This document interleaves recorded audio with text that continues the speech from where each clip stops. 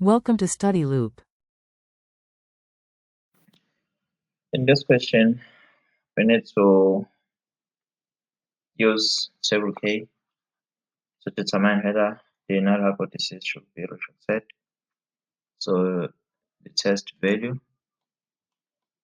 is equal to 65, n is equal to 20, alpha is equal to 0.05, and this is the one-tailed test.